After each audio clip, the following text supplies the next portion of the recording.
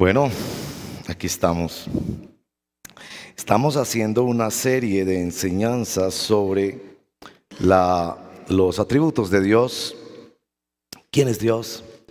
No hay nada más importante para un ser humano que conocer a su Hacedor. Y en esta ocasión vamos a hablar de la bondad de Dios. Por eso esa canción de sé lo que es vivir en la bondad de Dios era tan importante cantarla hoy, y es frecuente que la cantamos aquí en la comunidad. Entonces les voy a pedir el favor de que abran en sus Biblias un libro que yo sé que no es de los que más frecuentemente se visitan en las Sagradas Escrituras. Es uno de los profetas menores, entonces estará por ahí al final del Antiguo Testamento, después del profeta Miqueas, que es el profeta favorito de los niños, y antes del profeta Habacuc. Me refiero al libro de Nahum, un nombre poco frecuente también, Nahum. El profeta Nahum, capítulo 1. En mi Biblia es la página número 953, si tuviera una versión como la que yo no usamos. Leeremos ese capítulo primero. Ustedes, como yo, se sorprenderán de ese capítulo como un capítulo que enfoca la bondad de Dios. Nahum, capítulo primero. No se preocupen de que se demoren un poquito en encontrar. Yo me demoré casi una semana tratando de encontrarlo. Porque son esos libritos que son 2 páginas y eso tiene que ir casi al índice a ver cómo lo encuentra, pues está bien. Son los profetas menores que cerraron el Antiguo Testamento y que son maravillosos. Hace 15 días tocamos otro de ellos, que fue el profeta Malaquías. Pero Malaquías es más fácil de encontrar porque es el último. Nahum, capítulo primero. Oráculo sobre Nínive. Libro de la visión de Nahum de Elcos. Dios celoso y vengador es el Señor. Vengador es el Señor e irascible. El Señor se venga de sus adversarios y guarda rencor a sus enemigos.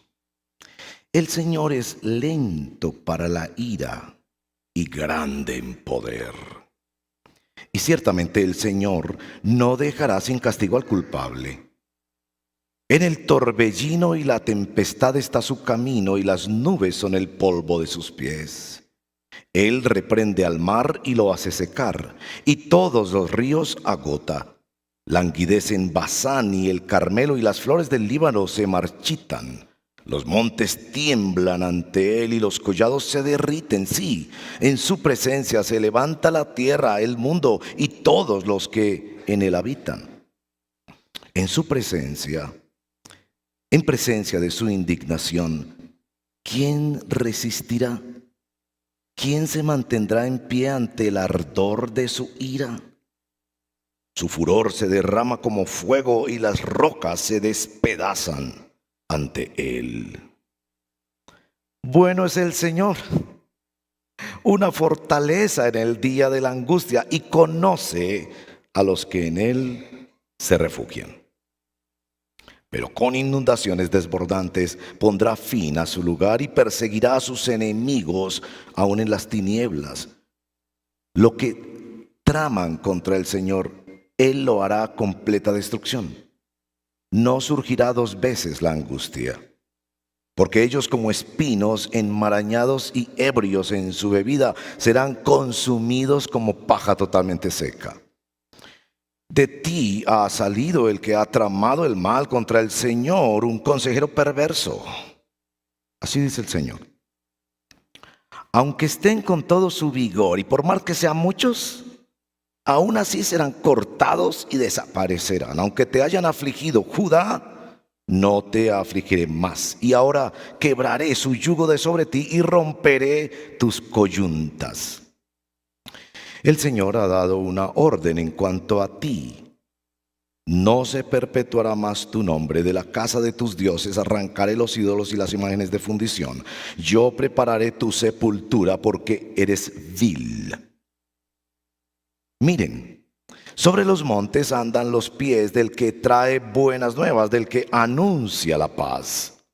Celebra tus fiestas, Judá, cumple tus votos, porque nunca más volverá a pasar por ti el malvado. Ha sido exterminado por completo. Esta es la palabra del Señor. Y yo les exhorto a que la recibamos como ella es. Palabra de Dios. Oremos. Señor, ayúdanos a vivir lo que dice Daniel, capítulo 11, verso 32. El pueblo que conoce a su Dios se esforzará y actuará. No hay nada más importante en nuestra vida que conocerte a ti, el único Dios verdadero, y a Jesucristo, a quien tú enviaste. Te lo pedimos en el nombre de nuestro Señor Jesucristo. Amén. Salmo 13, versos 5 y 6 dice: pero yo en tu misericordia he confiado, mi corazón se regocijará en tu salvación. Cantaré al Señor, como hemos hecho esta mañana, porque me ha llenado de bienes. La Biblia, en un sentido de pasta a pasta, es la contemplación de la bondad de Dios. Desde la misma creación, Dios, que es el único que puede ver a plenitud el bien y el mal, vio todo lo que había hecho y era bueno, y Él lo ha hecho todo hermoso en su tiempo. Él es bueno. La esencia y raíz de la adoración del pueblo de Dios es eso que dice el Salmo 100. Después de decir: entren por sus puertas, cántenle, vengan a su presencia con regocijo, señala, capítulo 100 del libro de los Salmos, verso 5, porque el Señor es bueno, para siempre es su misericordia. Y como veremos, era la esencia, la raíz de toda la adoración en el Antiguo Testamento, declarar en toda circunstancia que Dios es bueno, todo lo que hace es bueno y su misericordia es para siempre. Esta mañana hemos cantado esa frase que dice: sé lo que es vivir de la bondad de Dios. Ahora yo quisiera desafiar esa frase. ¿Realmente tú y yo sabemos qué es vivir de la bondad de Dios? Y este texto creo que nos ayuda a entender más profundamente esto. Bueno, estamos ante el capítulo 1 del libro de Nahum, que es tan palabra de Dios como cualquier otra porción de la Biblia. No seleccione pasajes favoritos en la Biblia. Toda la Biblia es inspirada, toda la Biblia es útil y hemos de predicar todo el consejo de Dios. Este capítulo es un oráculo, una profecía sobre la situación de Nínive, la capital del poderoso imperio y cruel imperio asirio, que había asolado al pueblo de Dios, especialmente al reino del norte, y ya había completamente acabado con ese territorio y ahora amenazaba también a Judá.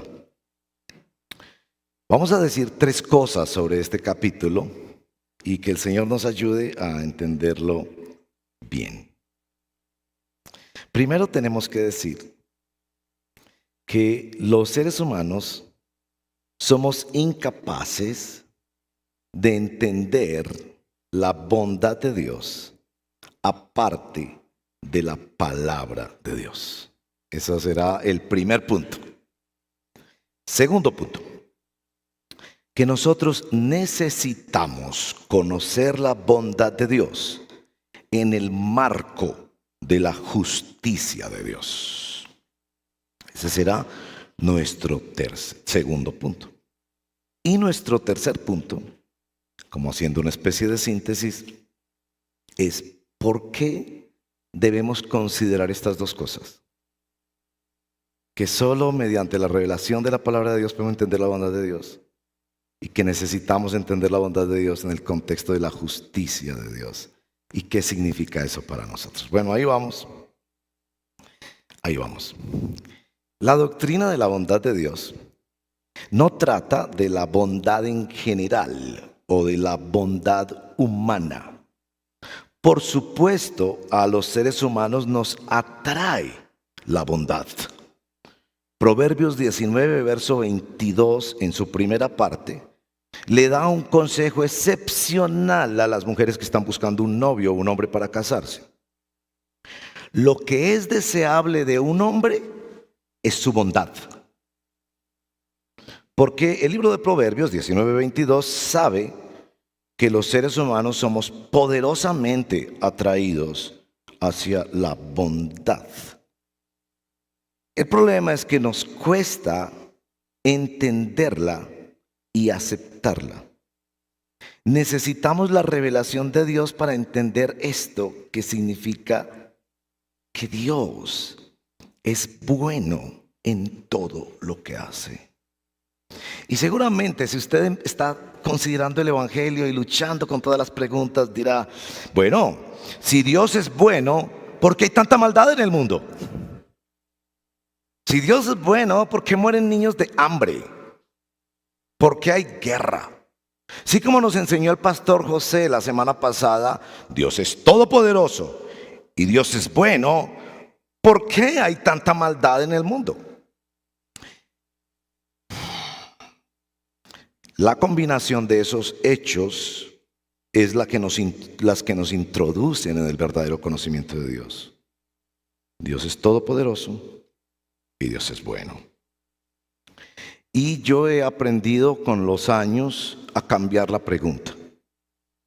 Mi pregunta no es, ¿por qué pasan tantas calamidades y hay tanto mal en el mundo? COVID, guerras, por ejemplo. Mi pregunta hoy en día es, ¿por qué no hay más maldad en el mundo? Mi pregunta no es, ¿por qué tuve ese accidente? Sino, ¿por qué tantas veces estuve a punto de tener un accidente y no lo tuve? ¿Por qué a pesar de tanta maldad en la humanidad todavía pareciera que hay una fuerza que detiene la destrucción? ¿Por qué el COVID vino a aparecer apenas en el siglo XX? Sí. Pero todavía, no sé, es difícil entender la bondad de Dios. En nuestro capítulo de Nahum nos dan mucha luz para entender la bondad de Dios. En primer lugar, los versos 1 al 6, el Señor les manda a decir lo que Él piensa de la maldad de la poderosa y cruel Nínive, esto es, de todo el imperio asirio. Porque el pueblo de Dios pensaba que Dios era indiferente ante la maldad de los malos. Entonces, verso 1 al 6, continuamente está diciendo, Él no es indiferente, Él va a hacer justicia, Él va a acabar con todos sus enemigos.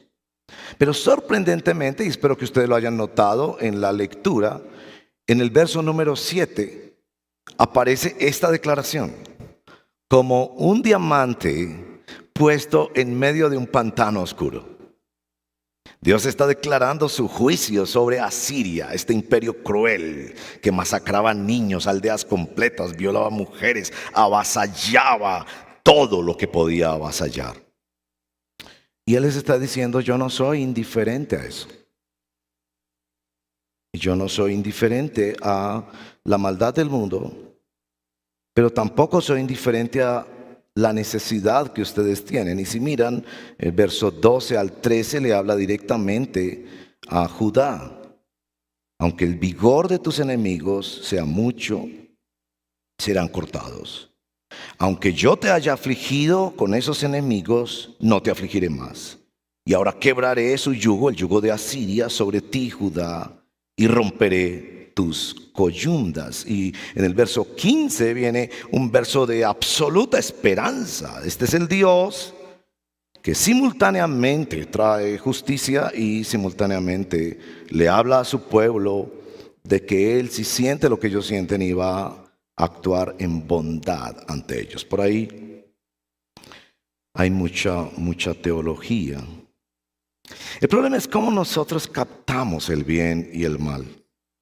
Yo acostumbro contar una historia verídica de una de nuestras misioneras. Me han escuchado esa historia, yo creo que en un par de ocasiones, no sé si acá, pero en otros lugares. Doña Evelyn, esa señora tan querida, ya está en la presencia del Señor, la hermana Evelyn, canadiense. Todas las mañanas le sacaba cafecito con leche a un muchacho de esos que deambulan por la ciudad. Todas las mañanas él llegaba a 8:30, 9, y ella le sacaba su cafecito con leche, con buen azúcar y su pancito. Un día no hubo pancito. Se había agotado, no había, y a esa hora no había quien buscar el pancito, no había pancito. Ella solamente le sacó el cafecito con leche. Yo recuerdo haber visto la escena porque me marcó muchísimo. Este hombre se enfureció. ¿Dónde está mi pancito? Me acuerdo que ella se asustó tanto que yo tuve que salir pues a confrontar a este señor y decir, espérate, a ver, pues ¿cómo? Pancito, no hay pancito y no hay pancito. Mañana de pronto sí hay pancito, pero hoy no hay pan. ¿Dónde está mi pancito? Sí, es fácil hablar de ese asunto de la bondad hasta que nos acostumbramos a ella y la reclamamos como cosa cierta y obligada.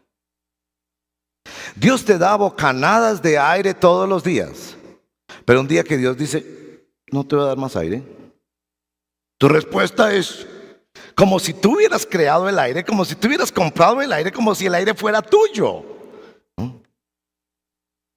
Tenemos muchas dificultades para entender la bondad. Les voy a contar una historia que tengo por aquí escrita, espero. Ay, Dios mío. Bueno, tengo que leerla allí. Es un cuento. Espero que se acuerden más de otras cosas, porque ahí siempre uno pone esta clase de ilustraciones y se quedan acordando de la ilustración y no de lo que dice la Biblia. Pero corramos el riesgo. Cuento de un campesino y su hijo. Había una vez un campesino muy pobre, pero sabio, que trabajaba la tierra duramente con su hijo. Un día, el hijo le dijo, padre, qué desgracia, se nos ha ido el caballo. ¿Por qué lo llamas desgracia? Respondió el padre.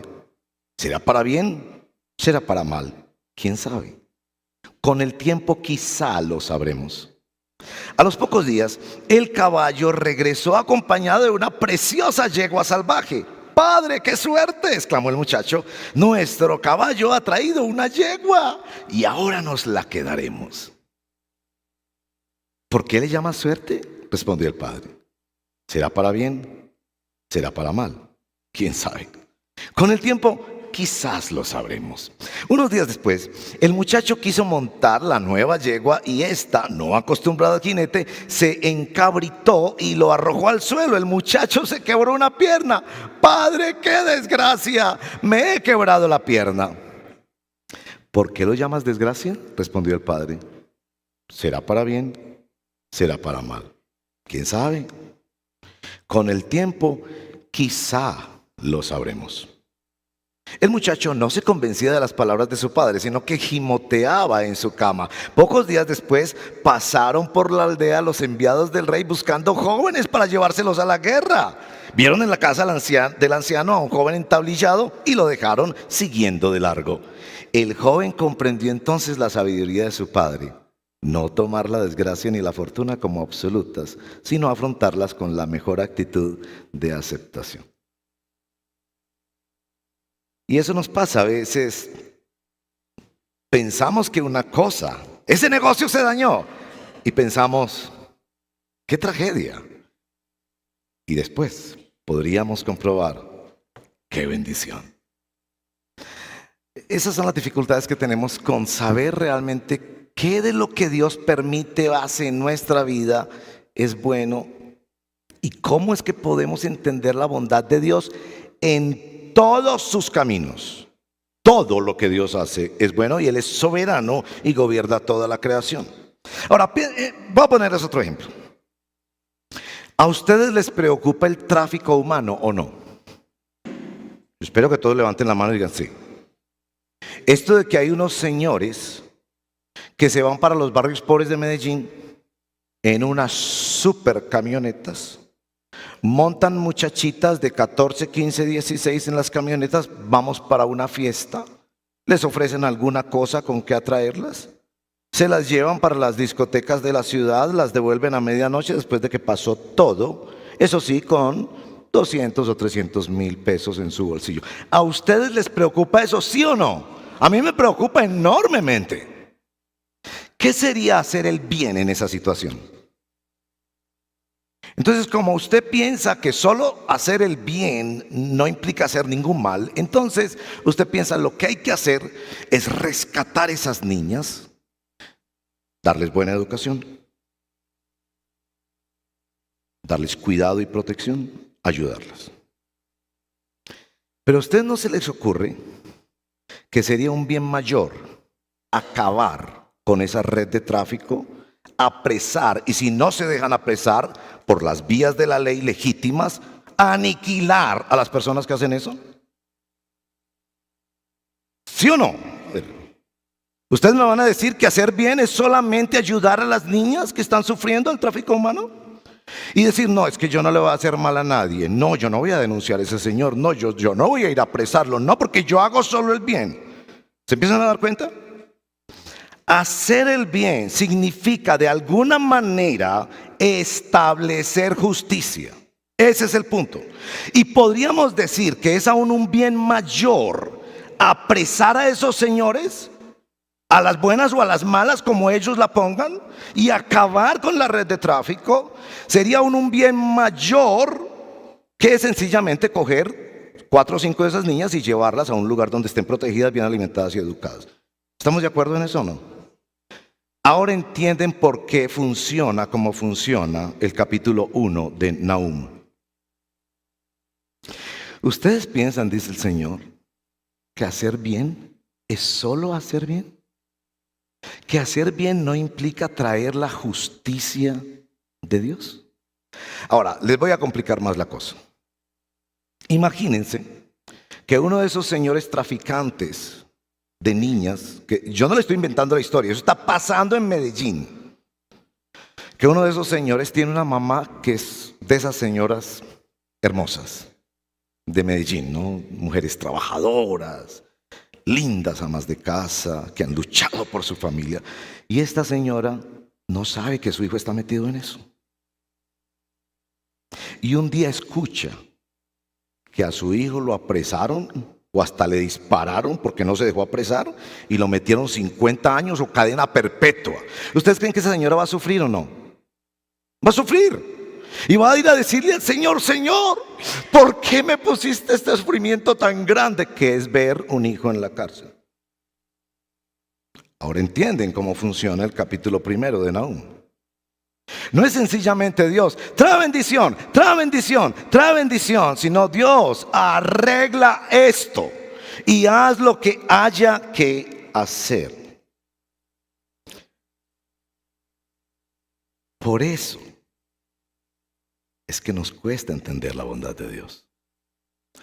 Porque muchas de las acciones de bondad de Dios son regalos empacados en negocios que se quebraron, en hijos que se fueron, en diagnósticos médicos, en cosas que en su momento, ¿qué de bueno puede haber en esto? Por eso necesitamos entender la bondad de Dios, no en el contexto de la bondad humana, porque nuestro pecado no nos deja ver claramente qué es la bondad. Sería como coger un aparato tecnológico dañado que medio funciona para medir cómo debe ser ese aparato en su forma real, verdadera y buena. Los seres humanos estamos tan quebrados por dentro que llamamos al bien mal y al mal bien. Somos incapaces de entender la bondad de Dios aparte de la palabra de Dios. Y por eso necesitamos venir a textos como estos y entender qué es lo que nos quiere enseñar de la bondad de Dios. Cómo es que Dios es bueno. Eso nos lleva a nuestro segundo punto. Necesitamos conocer la bondad de Dios en el marco de la justicia de Dios. Ustedes están familiarizados con la historia del hijo pródigo, ¿no es cierto? El punto de pivote en la historia del hijo pródigo es cuando él está comiendo o deseando, porque ni le dejaron comer, la comida que comían los cerdos. Y él está deseando esa comida y se acuerda, en la casa de mi padre, aún los jornaleros, vaya usted a decir los hijos, pero aún los jornaleros comen bien. Y es haciendo ese contraste que él puede decir, tal vez lo mejor que yo puedo hacer es volver. Sí, necesitamos hacer ese contraste todo el tiempo entre la realidad humana y la realidad de Dios. Sea Dios veraz y todo hombre mentiroso. Sería como mencionar la medicina sin mencionar la enfermedad, o agradecer el pago de una deuda sin mencionar el monto de lo adeudado. El evangelio es flojo si nos habla solamente del amor y la gracia de Dios, sin levantar el tapete para ver el pecado asombroso de nuestros corazones que se ve claramente en la humanidad. Es lo que J.I. Packer llama la teología de Papá Noel, que imagina a Dios sencillamente como aquel que viene a traer regalos. A él no le importa tu vida ni qué está pasando en la sociedad. Él solo se monta en su trineo y le da regalos a los niños una vez en el año. Esa teología de Papá Noel, de personas que solo contemplan un Dios amor, bueno y solidario, compasivo, de gracia, es una teología que erosiona la verdadera revelación de Dios en la palabra de Dios. Sí, Dios es bondadoso, pero Dios es justo. Ahora, el verso que a mí me ayudó a llegar a Nahum capítulo 1 no fue este de Nahum capítulo 1, sino un versito, se los voy a mostrar en Romanos. Por eso es bueno traer Biblias físicas, porque así uno puede irlo más de rápido. Romanos capítulo 11, verso 22. Mire que este versito nos está dando una orden. La Reina Valera no usa la expresión mira, un imperativo, sino considera. Mira pues la bondad y la severidad de Dios. Ahí está, ahí está. No nos da permiso para decir, no, dame el Dios de amor, dame el Dios de gracia. No, no, no, no, no, no. Dios es Dios. Nosotros no escogemos cómo es Dios. Pablo dice, después de una gran discusión sobre la realidad humana y la realidad de la gracia de Dios, dice, mira pues la bondad y la severidad de Dios. No me separe esas dos cosas. Mire pues, esas dos cosas están ahí. La severidad para con los que cayeron. En ese caso se refiere al Israel que no aceptó a Jesús. Pero para ti, la bondad de Dios, si permaneces en su bondad. De lo contrario, tú también serás cortado. Wow. Necesitamos ver la bondad de Dios en el contexto o con respecto a la justicia de Dios. Salmos 106 y 107 cuentan la historia de Israel y son absolutamente evidentes en eso. Ellos se apartaban de Dios, Dios los disciplinaba, clamaban al Señor, conocían su bondad. Como que depende de cómo caminaran con Él, conocían facetas del carácter de Dios. Y es el mismo Dios que sale a pelear contra Siria, que era un imperio cruel y despiadado. Es el mismo Dios que les dice en el verso 7, bueno es el Señor, una fortaleza en el día de la angustia. Qué expresión tan bella. Y conoce, así como conoce los pecados de Siria y los juzga, Él conoce a los que se refugian en Él como una fortaleza. Bueno, hasta ahí el segundo punto. Ahora, ¿eso qué significa para nosotros? ¿Por qué debemos entender esto? En primer lugar, que aparte de la palabra de Dios, nosotros fabricaríamos un Dios Papá Noel. En segundo lugar, que no podemos entender la bondad de Dios si la desprendemos de la justicia y de la santidad de Dios. Bueno, deberíamos decir, en primer lugar, que para conocer el carácter de Dios y la oportunidad que nos da al hablarnos de su juicio.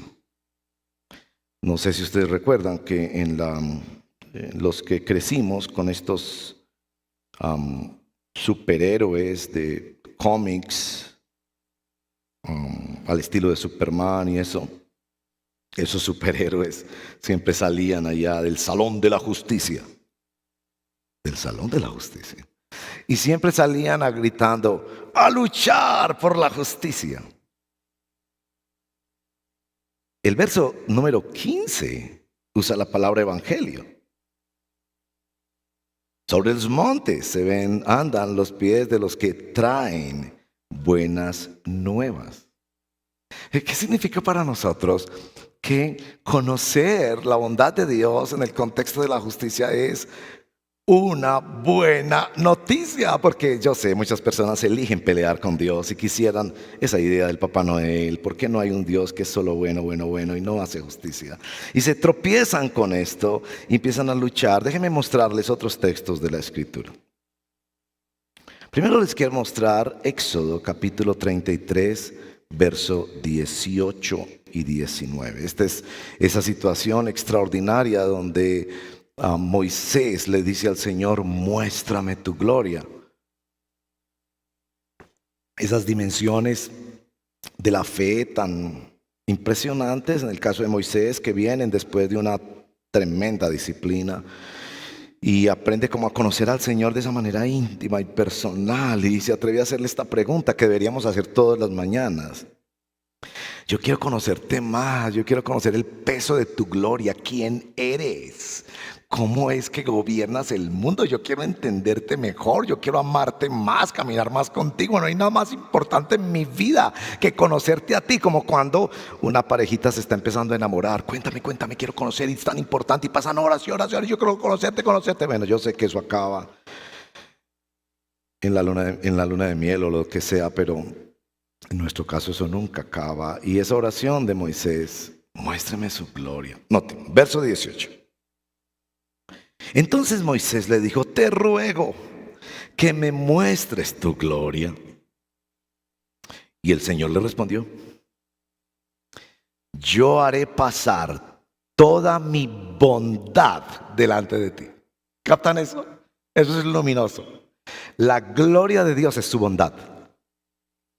Haré pasar toda mi bondad delante de ti y proclamaré el nombre del Señor delante de ti. Ahora vayan a la página siguiente y en el capítulo 34 van a ver qué más le dijo sobre su bondad. Y van a ver otra vez más, y esto es muy común en la Escritura, que se muestra ese doble aspecto necesario para comprender a Dios y lo que implica para nosotros. Verso número 6. Del capítulo 34. Entonces pasó el Señor por delante de él, de Moisés, y proclamó. Los estudiosos creen que esta es la teología más sucinta que hay en todo el Antiguo Testamento del carácter de Dios. Esto fue lo que Dios proclamó a voz audible respondiendo a la oración de Moisés. El Señor, Dios compasivo y clemente, lento para la ira y abundante en misericordia y verdad. ¿Se dan cuenta? Están las dos cosas. Hay una ira, nos está diciendo que esa ira es lenta. Y hay misericordia abundante y verdad, que guarda misericordia a millares. Este es eco de otra porción de Éxodo que habla de 1000 generaciones. El que perdona la iniquidad y la transgresión y el pecado. Pero escuchen, que no tendrá por inocente al culpable, que castiga la iniquidad de los padres sobre los hijos y sobre los hijos de los hijos, hasta la tercera y cuarta generación. ¿Se dan cuenta? No nos permite la Biblia hacer un Dios a la carté, por pedido personal. A mí me gusta el Dios de la gracia. No. Es que no vas a entender el Dios de la gracia hasta que no entiendas el Dios de la ira. Y es que las revelaciones de la Biblia son así. Es que yo no escribo la Biblia, ni usted tampoco. Es la revelación de Dios. Pero ¿qué es lo que nos comunica? ¿Se dan cuenta? ¿Qué es lo que nos comunica esta cosa gloriosa?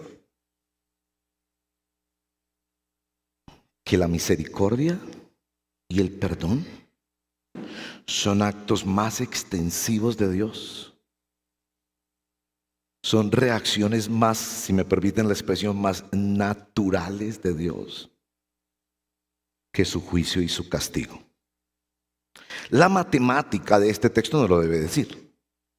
Miren, por ejemplo, el verso 7. Guarda misericordia a millares. Esto hace eco de la expresión 1000 generaciones que aparece atrás en Éxodo. Pero castiga la iniquidad hasta la tercera y cuarta generación. ¿Se dan cuenta de la matemática? Verso 6. Este Dios es compasivo y clemente, pero es lento para la ira. Esa expresión lento para la ira aparece en Nahum. Entonces volvamos a Nahum, porque si no pusieron una marquita se van a demorar como yo 15 días para encontrar Nahum. Miren en el verso 3 de Nahum, capítulo 1. El Señor es lento para la ira. Esa expresión lento para la ira en el idioma hebreo es una expresión muy simpática. La expresión, como todos estos antropomorfismos muy comunes en el lenguaje hebreo, es la expresión largo de narices.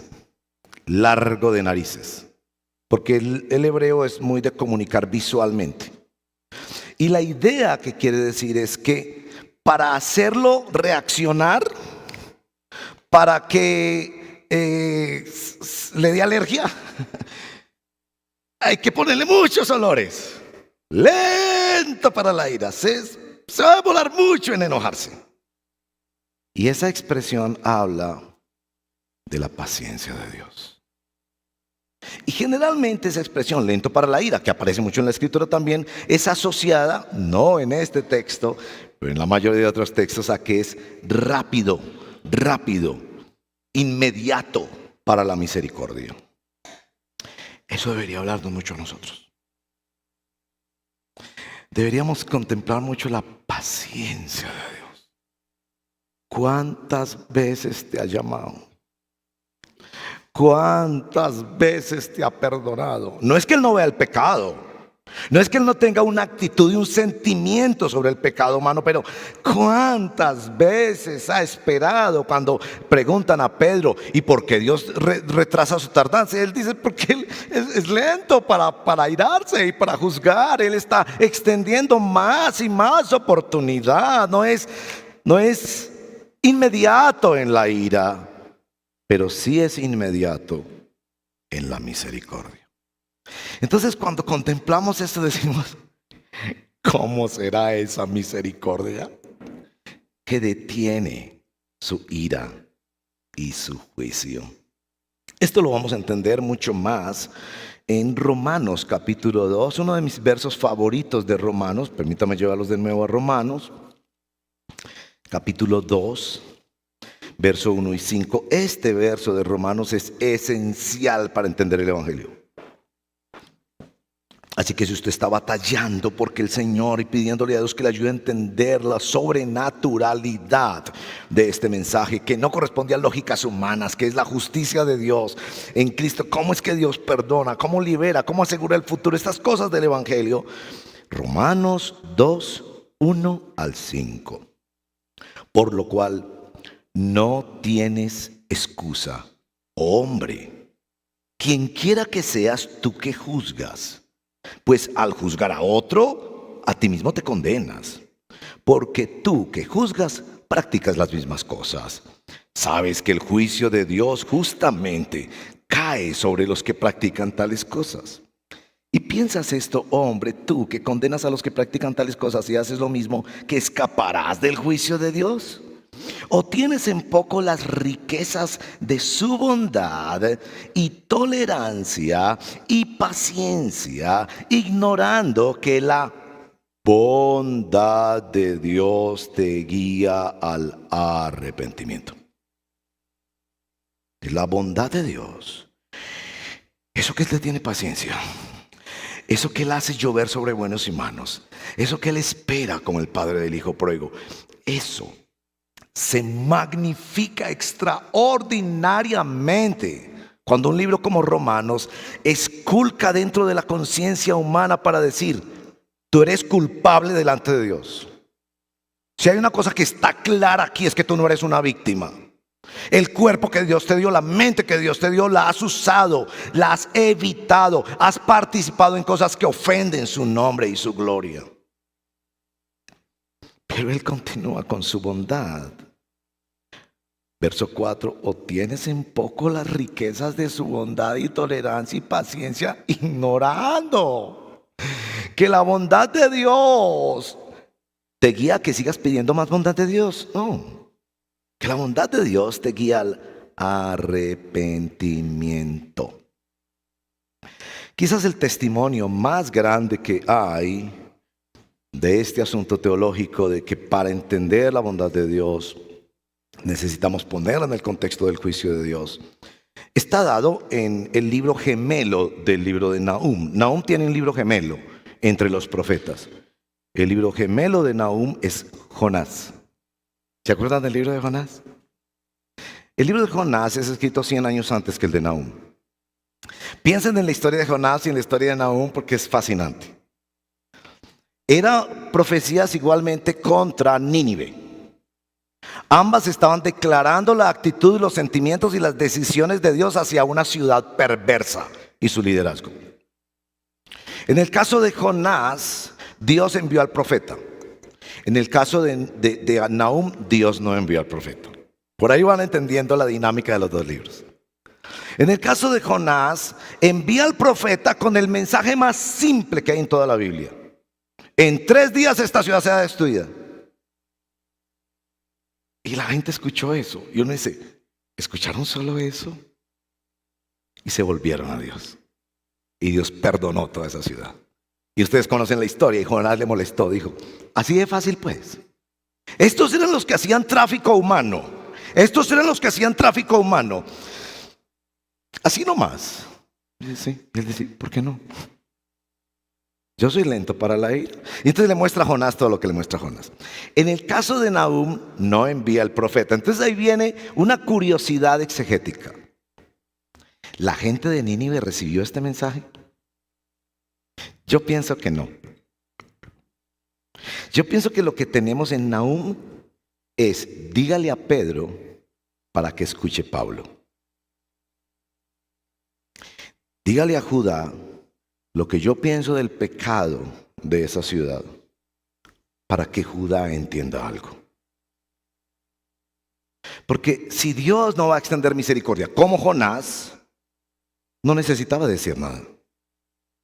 Porque si Dios no iba a enviar a Nahum como envió a Jonás, y efectivamente ante la predicación de ese evangelio ellos se convirtieron, entonces efectivamente lo que Dios le interesa es que nosotros, quienes hablamos de Dios y pedimos bendiciones de Dios y tenemos nuestras fabricaciones de Dios y cogemos pedacitos de la Biblia, entendamos hacia dónde nos quiere llevar. Y yo creo que nos quiere llevar a dos cosas. La primera es al arrepentimiento y a la seriedad en nuestro caminar con Él. Tú piensas que porque no has vivido disciplina por ese pecado en 10 años, que es que para Dios ya no es pecado, que es que Dios no se da cuenta, que es que a Dios no le importa, que es que está bien así. Yo creo que nos lleva al arrepentimiento y a la seriedad de nuestro caminar con Él. De manera que digamos, como dice Daniel en el capítulo 9, verso 7, tuya, Señor, es la justicia y nuestra la confusión de rostro.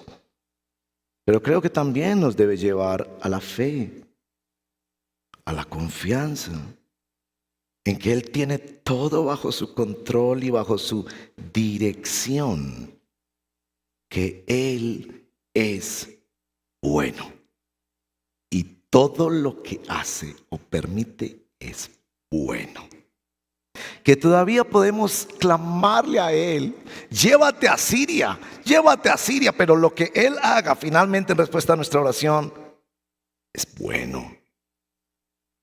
Tal vez nada lo dice mejor que el Salmo 112, versos 7 y 8. Este salmo me consuela y me ayuda enormemente.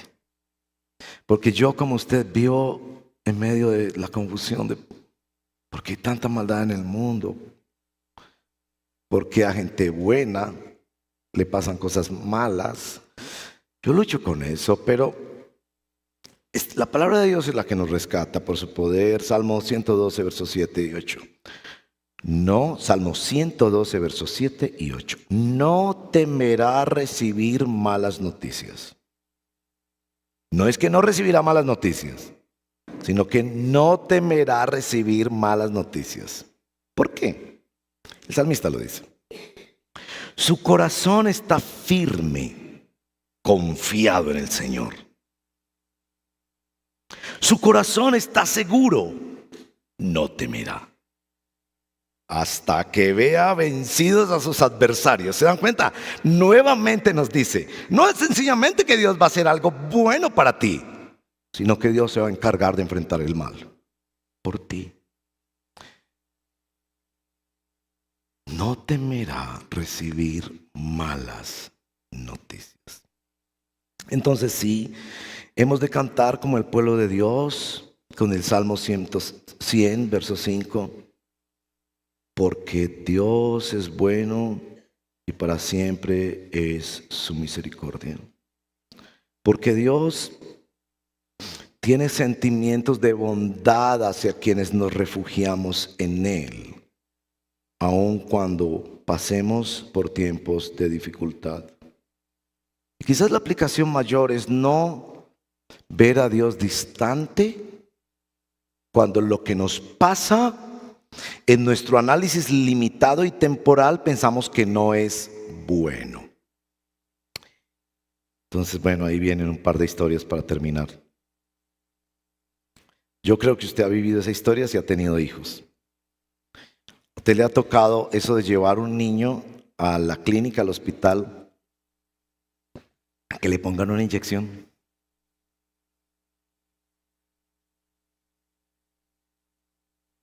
La primera vez que me tocó hacer eso con uno de mis hijos, claro, ellos le tienen tanto, la mayoría, ¿no? Le tienen tanto miedo a las inyecciones. Ustedes no, porque van a donar sangre hoy, pero los niños generalmente sí.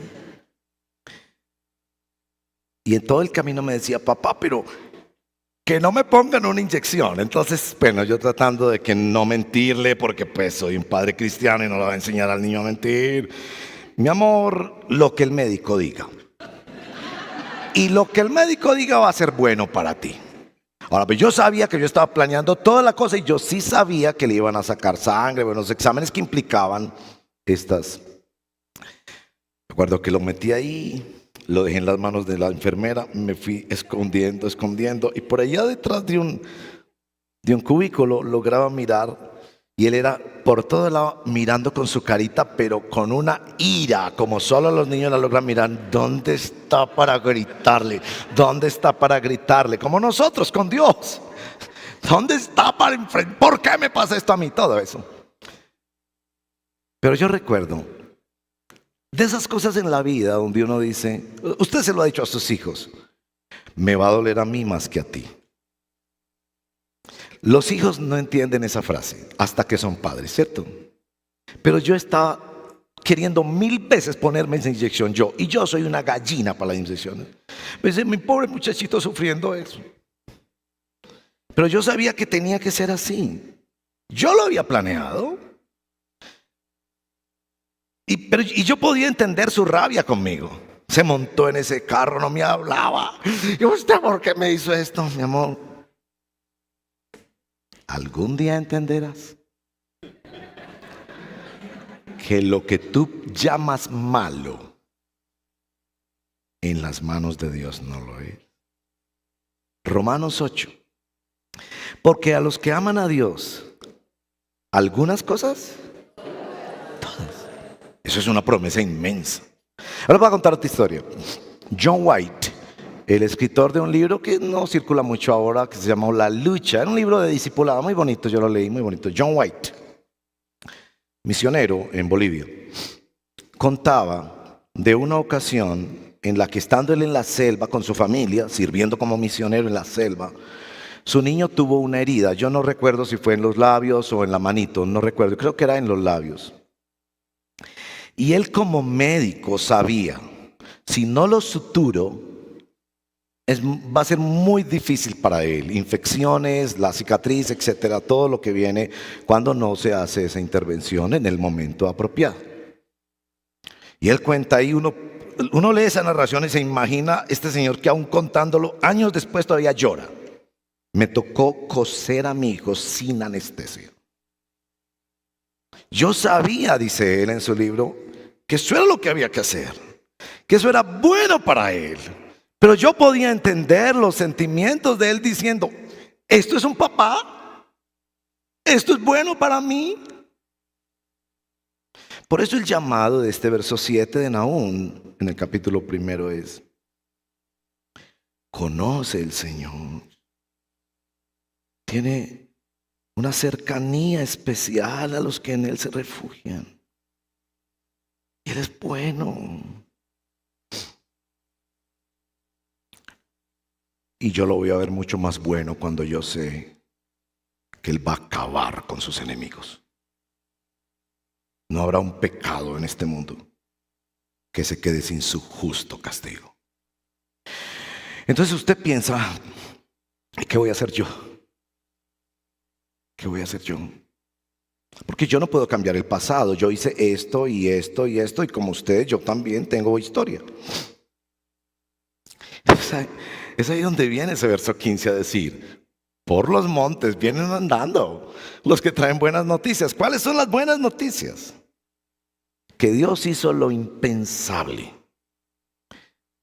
Envió a su propio Hijo a que pagara y cumpliera con su justicia santa, para que todo el que se refugie en Él no tenga que enfrentar el justo castigo de sus pecados.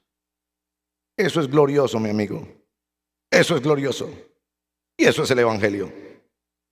El Evangelio que nos señala la grandeza de nuestro pecado y la gravedad de nuestra culpa delante de Dios. Pero el Evangelio que nos muestra el grandísimo amor de Dios, que podemos hoy en día venir a Él. Vengan a mí todos los que están trabajados y cargados, vengan desde todos los términos de la tierra. Si su pecado fuera como la grana, como la nieve, serán emblanquecidos. Vengan, vengan, vengan.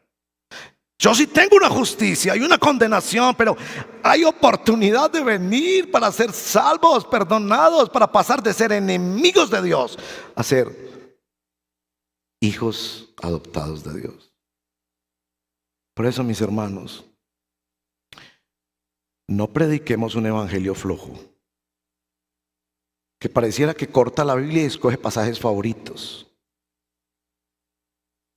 Porque Dios en su palabra nos ha revelado su carácter santo, que simultáneamente camina con su corazón lleno de amor a todo hombre y mujer que se arrepiente y cree en Él. Cierre sus ojos y vamos a orar. Padre, pedimos en el nombre de Jesús que tú nos ayudes a conocerte y a entenderte. Nada más precioso que refugiarnos en ti. El Dios que le dice a su pueblo, a los que se refugian en Él: yo soy bueno y conozco a los que se refugian en mí. Y el Dios que es justo y santo, el Dios que nos dice: mira, considera la bondad y la severidad de Dios. Este Dios que se nos manifestó en nuestro Señor Jesucristo, este Dios que nos habla en la Biblia, este Dios que atraviesa las conciencias humanas, este Dios que nos habla en la belleza y la bondad de la creación. Gracias por ser nuestro Dios y ayúdanos a conocerte más y más y más, porque tú eres infinito en tus perfecciones. Ayúdanos a amarte más y más. Protégenos de construir un Dios a nuestra medida o a nuestro gusto, y por complicado y confuso que sea y nos adentre más y más en la necesidad de leer las Escrituras, revélate a nosotros. Te lo pedimos en el nombre de Jesús nuestro Señor. Amén.